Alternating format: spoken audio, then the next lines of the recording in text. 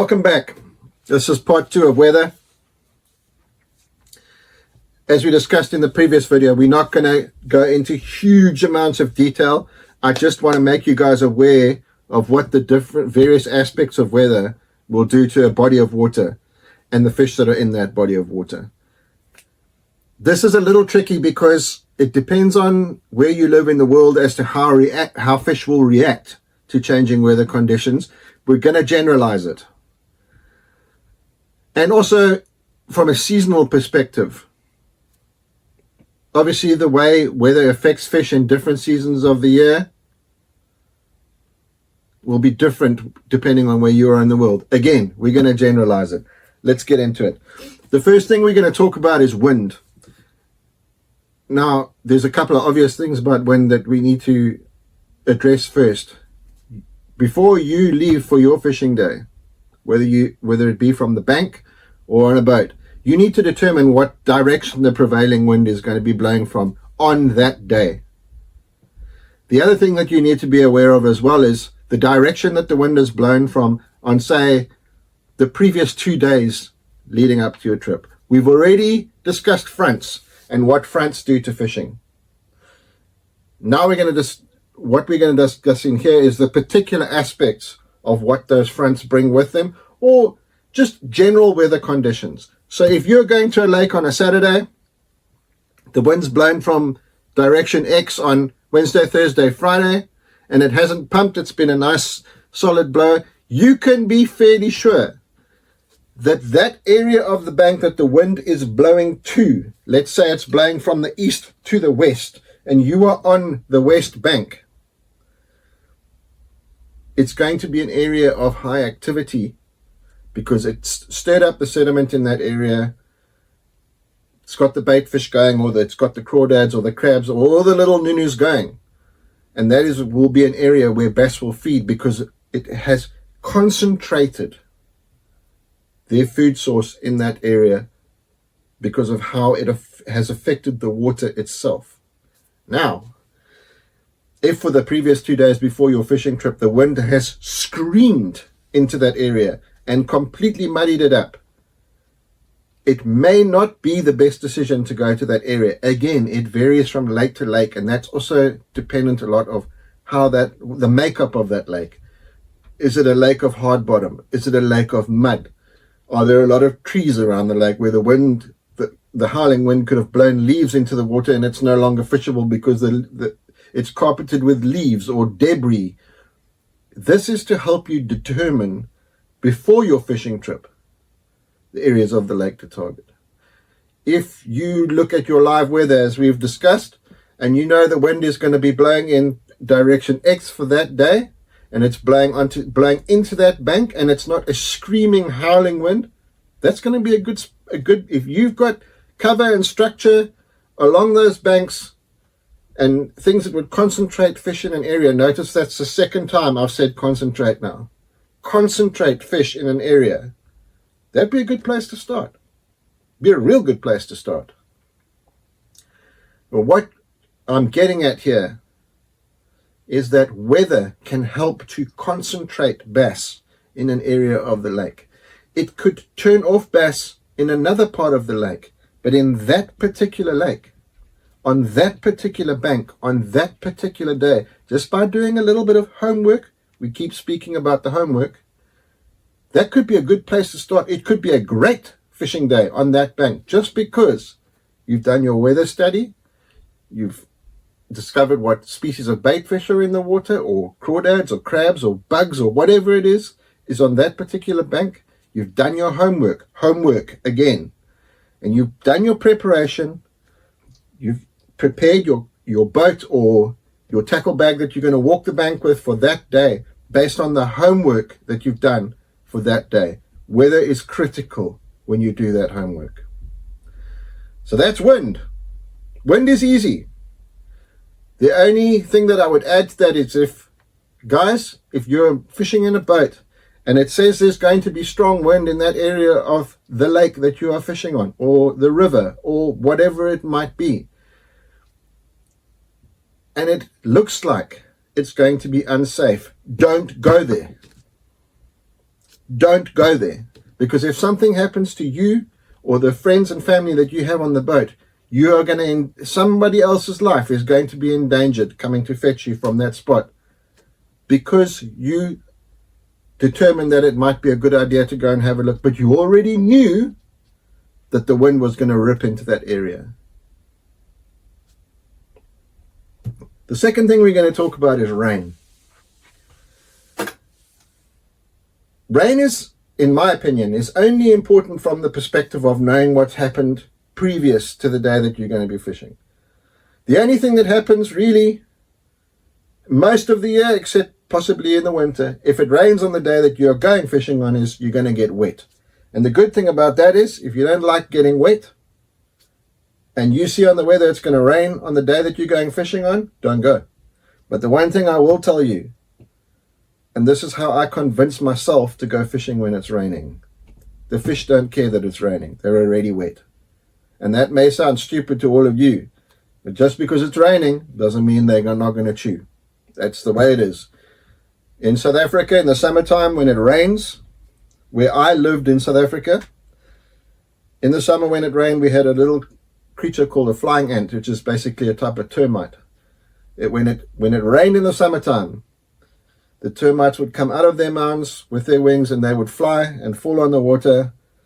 The little tilapia and things would go mad and the bass would pound them. And we had some fantastic days. Now, that's not to say that there's flying ants where you live in the world. I'm just using that as an example. There may be critters in the world, the part of the world that you live in, that move in the rain. It's just something to think about. Rain preceding the days that you're going out is what you really need to know about. If you've had a particularly heavy couple of days of rain preceding the day that you're intending to go fishing on, it can really change whatever area of the lake you've decided that you're going to go and fish on. Coffee break.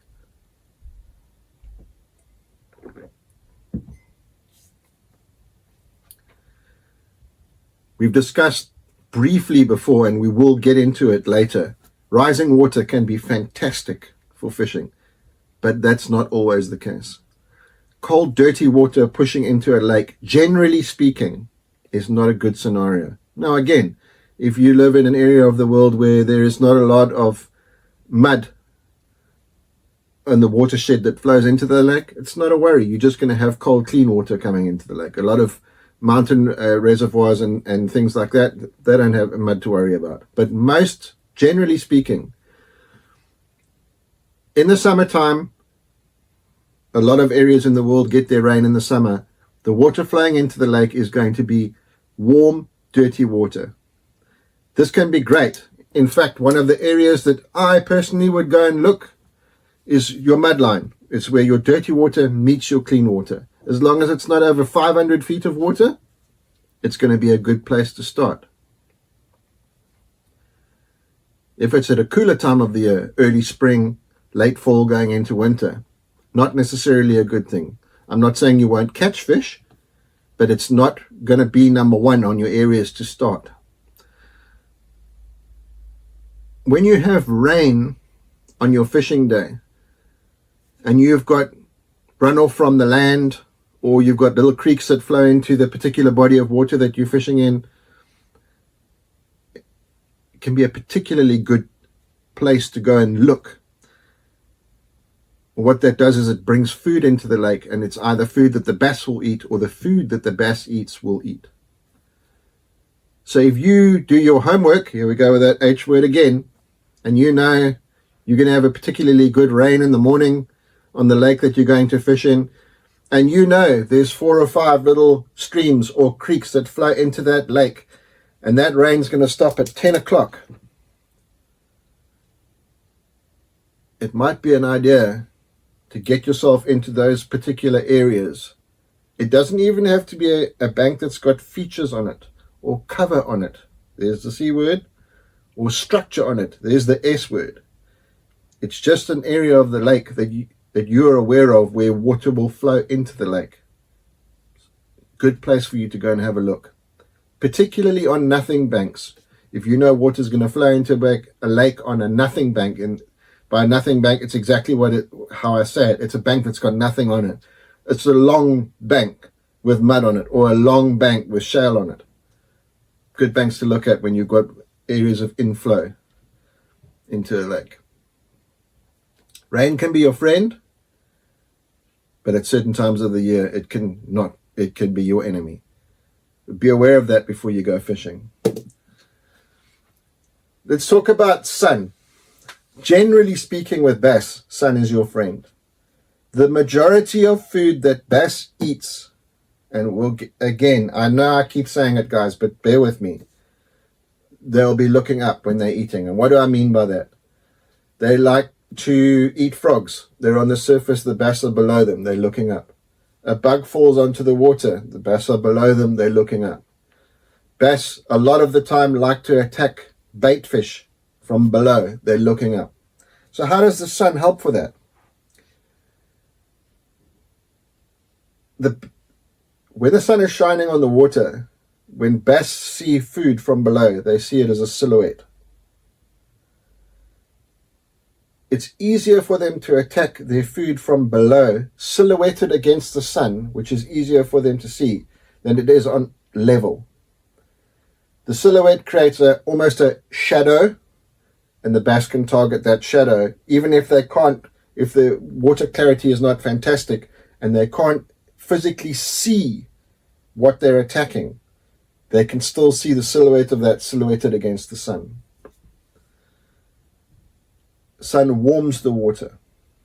Now, in the summertime, that might not be something that you want, but in the cooler times of the year, it's definitely something that you want. Warmer water means more active fish. Fish are cold-blooded, whether it's through bait fish or the bass. So, if in the cooler times of the year, if the sun is warming the water, the bait fish are warming up, the bass are warming up, they're going to feed. At some point during the day, they're going to feed. In the summertime, when it gets too hot, if you live in an area of the world where it gets really, really hot, and again, I will say this, the bass have lived there all their lives, they are used to it. However, it could help you determine where those fish have gone. Sometimes when it gets really hot in a lake in the summer, the bass will move back to their deeper water areas, like we discussed in the previous videos, and they will hold there during the heat of the day. And then when you get lower light conditions, the fish will move up early in the morning or first thing in the evening. How is that good for you? Well, it helps you determine what your best times of day to target fish in that area are. This is simple stuff, guys. We're not going to complicate it. Keep it simple. We don't want to be doing hours of thinking before going on our fishing trips. And I know that it feels like that at the moment with all the stuff that I'm bombarding you with. I want you to get a grounding in it. And again, I will show you my system.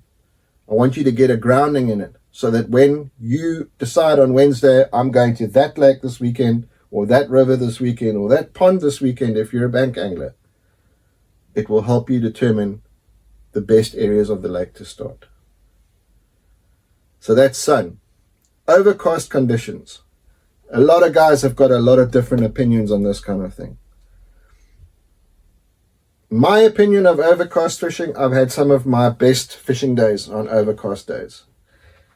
The only time that I have found that it is a negative is if you are using a particular bait and they've been whacking that bait, and for 4 days the sun's been shining, and then the next day, the day that you've got your fishing trip on, or you start your tournament on, or whatever the case is, you've got completely overcast conditions, it may adversely affect the bite on that particular bait.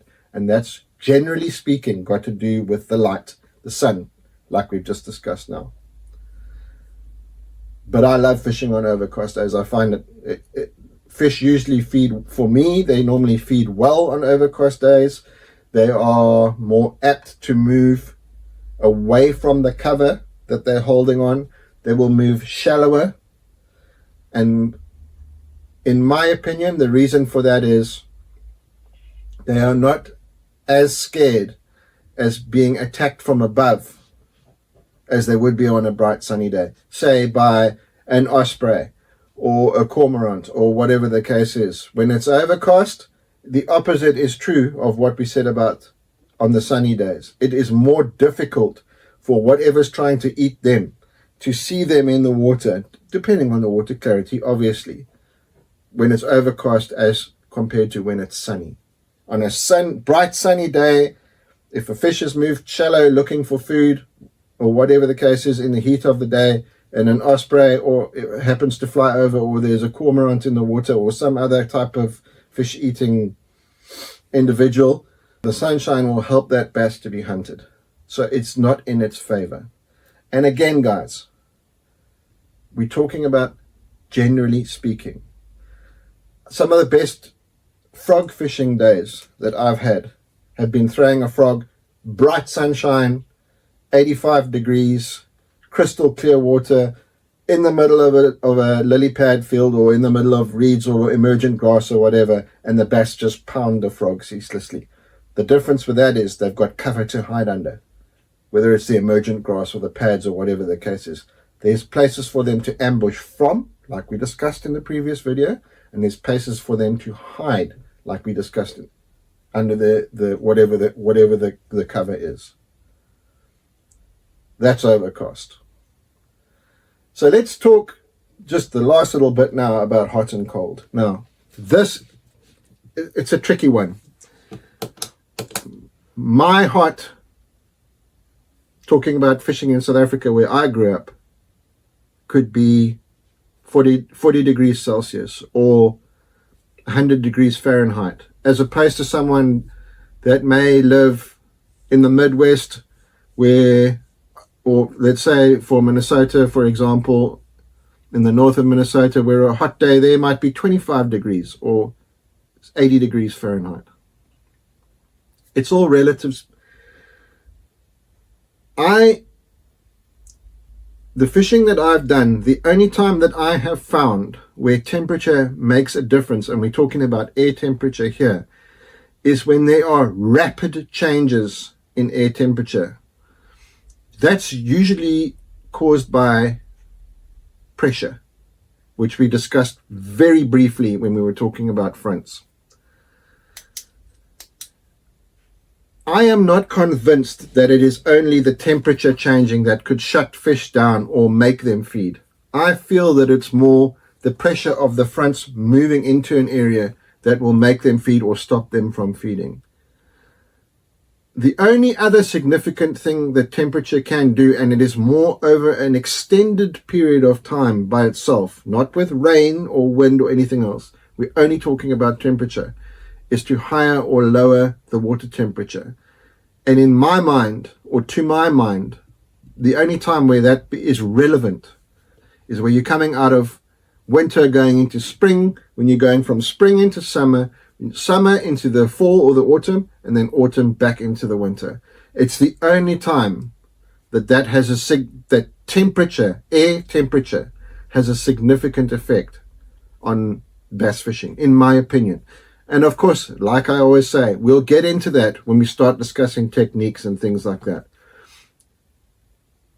To me, far more important things to know are rain preceding a fishing trip and on the day of the fishing trip, and wind. Light penetration, is it going to be a sunny day or an overcast day?